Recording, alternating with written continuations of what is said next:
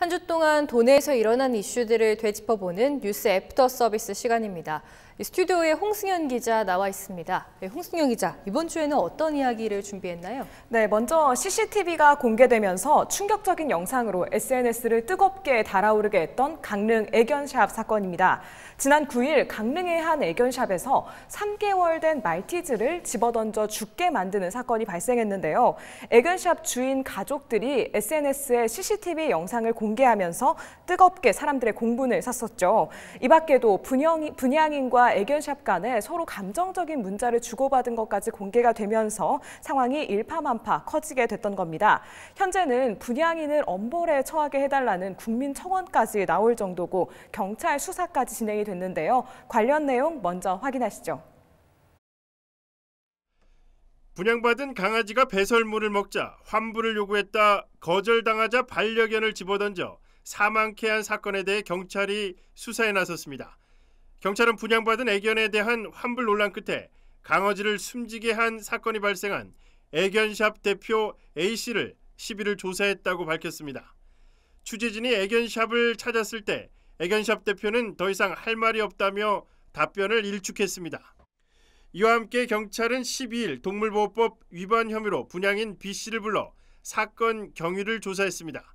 현행 동물보호법은 잔인한 방법으로 동물을 죽이거나 학대하면 2년 이하의 징역이나 2천만 원 이하의 벌금을 물리도록 하고 있습니다. B씨는 지난 9일 오후 5시쯤 분양받은 강아지가 대변을 먹는다며 환불을 요구하다 애견샵 대표가 규정을 근거로 거부하자 갑자기 강아지를 집어던져 사망하게 한 혐의를 받고 있습니다. 강아지는 구토와 설사 증세를 보이다 8시간 30분 정도 만에 죽었는데 진단 결과 사망 원인은 뇌출혈이었습니다. 일반적으로 전염병이나 선천성 기형일 경우에만 분양 후 10일 이내 교환이나 환불이 가능합니다. 이에 대해 지역사회에서는 관련자 처벌을 요구하는 여론이 일고 있습니다. 이 사건이 11일 보도되면서 여론이 들끓자 해당 여성은 애견샵 대표에게 죄송하고 깊이 반성하고 있다는 문자를 보내는 등 사과의 뜻을 밝혔습니다. 부산의 동물보호단체는 애견샵에서 발생한 동물학대 사건을 수사해달라며 국민신문고를 통해 경찰에 고발 조치하기도 했습니다. 네, 영상 보고 왔습니다. 이제 홍승현 기자, 지금 분양인이 그 동물보호법 위반으로 검찰에 송치가 된 상황이죠. 이 관련 내용을 조금 정리를 해봐야 될 것 같은데요. 지금 이 분양인이 처음에 그 강아지 환불을 요구한 이유가 식분증 때문이었잖아요. 이게 식분증이 어떤 건가요? 네, 식분증은 한마디로 자신의 변을 먹는 그런 증상인데요. 분양인이 지금 식분증으로 환불을 요구했지만 사실상 이게 좀 자연스러운 현상이다라는 게 전문가들의 의견입니다. 해당 강아지처럼 3개월 정도 된 강아지는 아직 어리기 때문에 자신의 변을 약간 장난감처럼 생각해서 가지고 놀다가 먹는 경우도 있고요. 스트레스나 영양분 부족 등에 의해서 병을 먹는 경우도 있긴 한데 그 자체가 사실 나쁘거나 질병에 의한 행동이라고 보기는 좀 어렵습니다. 네. 어렸을 때 일시적인 행동일 수도 있고 자라면서 좀 차차 교정이 가능한 부분이기 때문에 애견샵에서 처음에 식분증을 이유로 분양인이 환불을 요구했을 때 그거는 계약서상에 작성한 환불 규정에 맞지 않으니까 시간을 좀 더 가지고 지켜보자 이렇게 말을 했던 겁니다. 네, 그렇군요. 환불 규정에 맞지 않는다라는 이야기가 나왔는데 그러면 일반적으로 그 애견샵에서 강아지를 분양받을 때 그 법적인 환불 규정은 어떻게 되어 있나요? 네, 지금 현재 관련 법규로는 분양받은 지 15일 이내에 질병이 생겼을 경우에는 판매자가 회복시키는 비용을 다시 부담을 해서 건강하게 회복된 상태로 분양인에게 인도하는 것이 절차로 되어 있고요. 네. 그 과정에서 폐사를 하거나 15일 내에 이제 죽게 되었을 경우에는 환불을 해주도록 되어 있습니다. 이번에 애견샵에서 환불을 해주지 않았던 것은 아까 말씀드린 대로 식분증을 질병이라고 보느냐 그것이 좀 애매하기 때문인데요. 그래서 시간을 가지고 지켜보자라고 했던 것입니다. 네, 그렇군요. 또 이번 문제를 두고 이게 사실상 이제 구매할 자격이 없는, 그러니까 입양할 자격이 없는 사람이 분양한 거 아니냐라는 목소리도 나오고 있는데요. 지금 해당 분양인이 또 여러 번 분양 파기 전력이 또 있다고 하던데 이런 경우는 외국에는 또 애초에 분양이 어렵다고요? 네, 그렇습니다. 말씀하신 대로 해외에서는 사실상 동물을 잘 못 돌볼 것 같구나, 네. 제대로 못 키울 것 같은 사람에게는 동물을 못 키우게 그런 제어하는 장치들이 많이 마련이 좀 되어 있는 상황입니다. 지금 이번 경우도 이 여성분이 이미 여러 마리의 품종견을 키우고 있는 상황이고요. 또 동물을 입양했다가 파양한 사례까지 여러 차례 있었다고 지금 알려진 상황이잖아요. 네. 그러면 원칙적으로 이런 경우에는 분양이 좀 어려운 것이 정상입니다. 지금 우리는 현행법상 반려동물 영업자들에 대한 규제 등이 이제 시작이 되고 있고 동물들을 보호하기 위한 그런 장치들은 부족한 부분이 많은 것이 좀 사실입니다. 네, 또 뭐 사실 애견샵에서 좀 동물을 너무 쉽게 사고 파는 이런 과정도 문제다라는 그런 시각도 있죠. 또 쉽게 사고 또 물건 던지듯이 생명이라고 생각 안 하는 그런 행동들 때문에 이런 게 좀 공분을 사고 있는 것 같습니다. 또 이런 문제 해결은 어디서부터 실마리를 찾아야 될까요? 네, 지금 반려동물 생산업이 허가제로 전환되어 있긴 하지만 사실상 윤리적으로나 좀 동물적인 이해 등이 좀 제대로 갖춰지지 않은 분들이 판매를 많이 하고 계신 것도 사실이거든요. 네. 그러다 보니까 이제 몇 년 전부터 계속해서 문제가 불거졌던 게 개 농장이다, 아니면은 작고 귀엽게 만들어서 비싼 값을 받기 위해서 일부러 밥을 안 준다든지 좀 동물을 상업적으로 생각하는 사람들이 아직 많은 게 또 문제가 되고 있잖아요. 네. 경매나 애견숍을 통해서 우리 사회로 판매되고 있는 동물이 연간 한 20만 마리 정도로 파악이 되고 있다고 해요. 그런데 이런 동물들을 제대로 키우고 또 보호하거나 학대자를 처벌하기 위한 법제도들은 미비한데 너무나 많은 동물들이 지금 사회로 준비되지 않은 상태로 들어오고 있는 거거든요. 네. 그러다 보니까 유기되는 동물이나 뭐 학대받는 동물, 이렇게 자격이 없는 학대자, 보호자가 동물을 살 수 있는 이런 일들까지 여러 차례 반복해서 일어나고 있는 상황입니다. 네, 그렇군요. 그럼 이렇게 반려동물 학대가 좀 이루어졌을 때는 현행법상 어떤 처벌 제도가 마련되어 있나요? 네, 지금 현행 동물법상으로는 잔인한 방법으로 동물을 죽이거나 학대한 사람은 최대 2년의 징역이나 2천만 원의 벌금을 선고할 수 있는 상황입니다. 네. 10년 전까지만 해도 동물보호법 위반에 따라서 최고형은 벌금 500만 원에 불과했지만 2011년 이후에 법이 개정이 되면서 실형 선고까지 가능해졌던 건데요. 동물 보호에 대한 인식은 높아진 상황이지만 현행법의 한계도 좀 여전히 지적되고 있는 상황입니다. 네. 피해 정도에 따라서 처벌법과 형량의 차이를 둔 형법과는 달리 동물학대는 모두 동일하게 동물보호법 위반 혐의가 적용되기 때문인데요. 그러다 보니 동물을 학대해서 사망에 이르게 하더라도 징역과 같은 엄벌은 좀 어렵다는 해석이 나오고 있고요. 사실상 실형 선고를 찾아보기 어려운 상황이기도 합니다. 법정형이 최대 징역 2년이니까 사정이 있으면 대개 집행유예가 나오기 좀 쉬운 환경이거든요. 네. 지난 2017년에 들고양이를 잔인하게 학대하고 또 살해해서 인터넷에 촬영본을 올린 20대 남성이 1심과 2심에서 징역 4년, 또 징역 4월, 집행유예 2년, 벌금 300만 원을 선고받았고요. 오토바이에 개를 매달아 끌고 달린 60에서 80대 남성들에게도 집행유예가 선고된 적이 있었죠. 사실상 현행법상 동물이 민법 98조에 의해서 물건에 해당하고 있습니다. 그래서 주인이 있는 동물을 학대할 경우에는 동물보호법보다 형량이 무거운 재물손괴죄로 처벌할 수는 있습니다.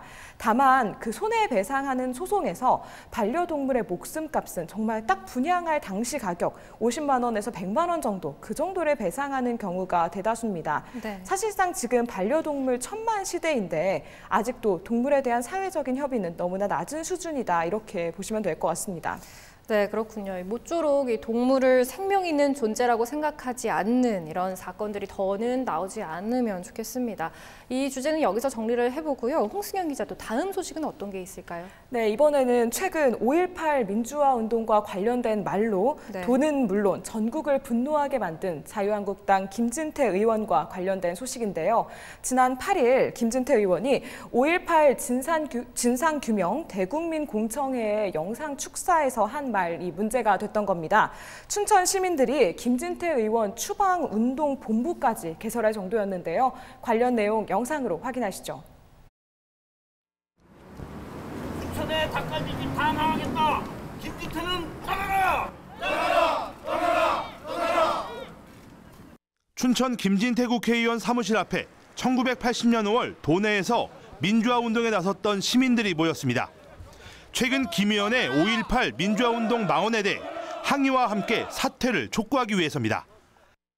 이들은 민주화운동 유공자 명예를 실추시켰다며 김 의원을 상대로 명예훼손 소송도 예고했습니다. 특히 김 의원의 계속되는 막말로 춘천의 이미지가 훼손되고 있다며 불만을 쏟아냈습니다. 더불어민주당과 정의당 등 도내 정치권도 사퇴와 퇴출을 촉구하고 나섰습니다. 더민주 춘천시 지역위원회는 지난 12일 기자회견을 열고 자유한국당 출당 조치와 국회 제명, 사과와 자진 사퇴를 요구했습니다.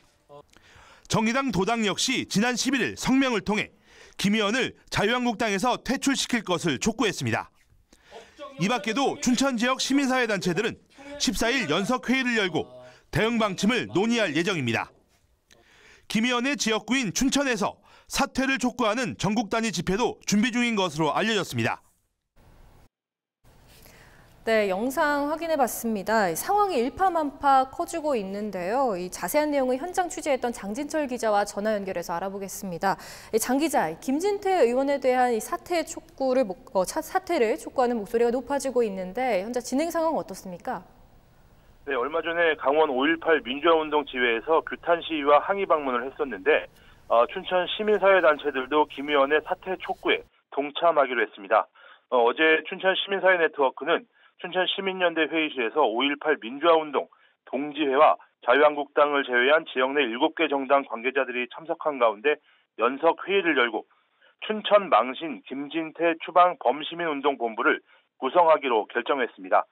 이들은 앞으로 대표단을 구성하고 18일 운동본부 발족 기자회견을 통해 앞으로 대응 방안을 발표하기로 했습니다.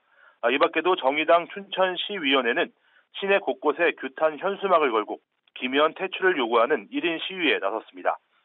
이렇게 지역사회에서 반발하는 이유는 김 의원의 발언에 대한 논란이 이번이 처음이 아니기 때문입니다. 지난 2015년 세월호 사고 당시와 그 백남기 농민 물대포 사망 사건 당시에도 김 의원의 발언이 논란이 됐었는데요. 그 당시에도 지역에서는 김 의원의 사퇴를 촉구하는 이 같은 움직임이 일곤 했습니다. 김 의원의 발언 논란은 이번이 벌써 세 번째입니다. 김 의원이 공인이 아닌 개인적인 신분이라면 이런 소신 발언이 큰 문제는 되지 않겠지만 국회의원 신분이라는 점이 지역 사회에 파장을 일으키고 있는 것으로 분석됩니다. 다음 주부터 지역에서의 사퇴 촉구 움직임은 본격화될 전망인데요. 하지만 지역 내에서는 찬반이 엇갈리는 모습입니다. 이곳이 김 의원의 지역구다 보니 김 의원 지지 세력도 적지 않은데요. 어제 대전에서 열린 자유한국당 제3차 전당대회 충청 호남 합동연설에 지지자 100여 명의 버스를 대절해 대전으로 이동해 김 의원에게 힘을 실어줬다고 합니다. 자칫하면 김 의원 퇴출 운동과 지지자들이 맞붙을 가능성도 있어 경찰도 상황을 예의주시하고 있습니다. 또 광주를 비롯한 전국적으로 사퇴를 요구하는 사람들이 김 의원의 지역구인 춘천에서 대단히 집회를 예고하기도 했는데요. 아직까지는 결정된 것은 없지만 지역 시민단체에서 본격적인 퇴출 운동을 시작하면 전국적인 대응도 본격적으로 논의될 전망입니다. 네, 알겠습니다. 이제 홍승현 기자, 이 시민들뿐만 아니라 지금 정의당 등 정치권까지 나서서 이 정말 시 전체에서 지금 김진태 의원에 대한 퇴진 목소리가 높아지고 있는 것 같아요. 네, 그렇습니다. 앞선 리포트에서 지금 김진태 자유한국당 의원의 사퇴를 촉구하면서 사무실 앞에 찾아오신 분들이 강원 지역 5.18 민주화 운동 동지회 회원분들이세요. 1980년 5월에 이제 군부 정권에 저항하다가 구타와 고문을 당한 피해자들이 모인 그 회원 단체인데요. 네. 5.18 동지회는 김진태 의원이 유공자들의 명예를 실추시켰다면서 소송을 제기해서 책임을 묻겠다고 밝힌 상황입니다. 또 말씀하신 대로 더불어민주당 춘천시 지역위원회, 또 바른미래당 강원도당, 정의당 강원도당 등 많은 단체들이 잇따라서 발언에 대한 비판 성명서를 내면서 김진태 의원의 제명을 촉구하고 있고요. 지금은 촛불 집회까지 예고되고 있는 상황입니다. 네. 자유한국당을 제외한 정당 관계자와 시민단체들은 14일 춘천 망신 김진태 추방 범시민운동본부를 구성을 했고요. 21일 춘천 퇴계동에 위치한 그 김 의원 사무실 앞에서 촛불 집회를 열겠다고 밝힌 만큼 앞으로 좀 상황은 더 커질 것으로 보입니다. 네, 이런 상황 속에서 김진태 의원 반응도 궁금한데요. 네, 김진태 의원은 최근 입장문에서 공청회 참석자들의 발언은 주관적인 것이고 향후에 객관적인 평가를 받은 것이라면서 진짜 유공자들에게 상처를 주려는 그런 의도는 아니었다라고 밝힌 바 있습니다. 이어서 다만 5.18 유공자 명단은 공개를 해야 한다. 혈세가 들어갔으므로 알 권리가 있다라는 말을 해서 또다시 한번 공분을 샀었는데요. 실제로 5.18 동지회가 사무실에 몰려가서 이제 항의를 하고 취재진이 몰렸던 그 13일 같은 시각에 김진태 의원은 청와대 앞에서 시위를 하고 있었는데 네. 비난이 쏟아진 5.18 공청회에 대한 사과는 없었고 오히려 여론 조작 선거는 무효라면서 대통령과 영부인에 대한 특검을 주장을 하면서 좀 사람들의 분노가 더 커지고 있는 그런 상황입니다. 네, 그렇군요. 그런데 이렇게 지금 사회적 공분을 일으키기 쉬운 말들을 하고 있는 지금 최근 일련의 행보가 바로 전당대회를 겨냥한 의도적인 행보 아니냐라는 분석도 있는데요. 네, 그렇습니다. 이제 채 2주도 남지 않은 2월 27일 전당대회에 김진태 의원이 당대표 후보로 출마해 있는데요. 지금 김진태 의원의 징계 여부도 2월 27일 그 전당대회 이후로 좀 미뤄둔 상황이잖아요. 네. 전당대회 출마를 이유로 징계가 결정이 안 된 건데요. 당대표나 최고위원회 출마한 후보자는 선거가 끝날 때까지 윤리위 회부나 징계를 유예받는다는 한국당 당규에 따른 그런 판단에 섭니다. 네. 아무래도 김진태 의원 입장에서는 전당대회를 앞두고 수위 높은 말들이나 또 이슈 몰이를 해보려고 의도적인 행보를 보이는 것이다라는 그런 분석이 많은 것도 사실인데요. 아무리 그렇다 해도 이번에 약간 해서는 안 될 말과 행동으로 선을 좀 넘은 것이 아니냐 이런 의견이 좀 지배적인 것 같습니다. 네, 그렇군요. 또 사실상 5.18 민주화운동은 또 법률로 정해진 거잖아요. 네, 그렇습니다. 지금 문제가 되는 것들이 또 약간 그런 부분인데요. 네. 말씀하신 대로 5.18 민주화운동은 그 당시 그 이름이 법률로 정해져 있을 뿐 아니라 그 기록물들이 유네스코 기록유산으로 등재되어 있는데요. 이걸 두고 민주화 운동이냐 뭐 아니냐 이런 걸 말하는 것 자체가 사실상 법률 위반이기도 하고요. 김진태 의원이 주장하는 5.18 유공자 명단 공개도 사실 5.18 유공자뿐 아니라 대부분의 국가 유공자 명단이 개인정보보호법에 의해서 비공개가 원칙이거든요. 네. 그거를 지금 공개하라 하는 거는 사실상 실증법 위반이기 때문에 그런 문제들이 좀 산적해 있다라고 보시면 될 것 같습니다.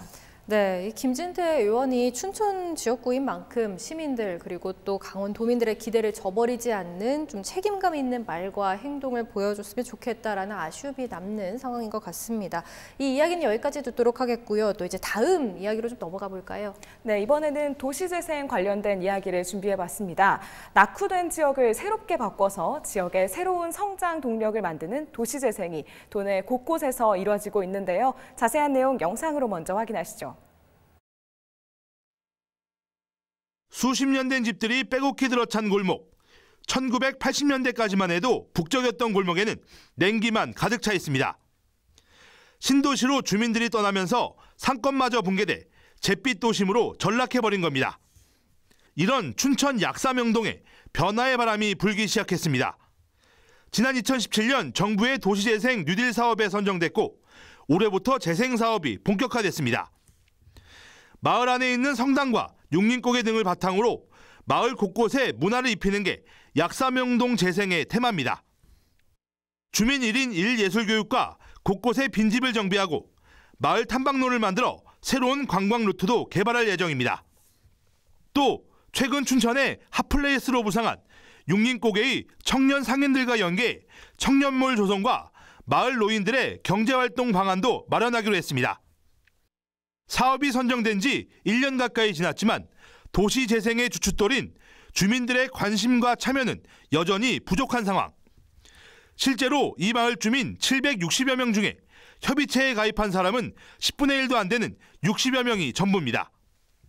주민들이 삼삼오오 모여 주민협의체를 구성했지만 주민들에게 재생에 대한 이해와 관심을 끌어내지 못하고 있습니다.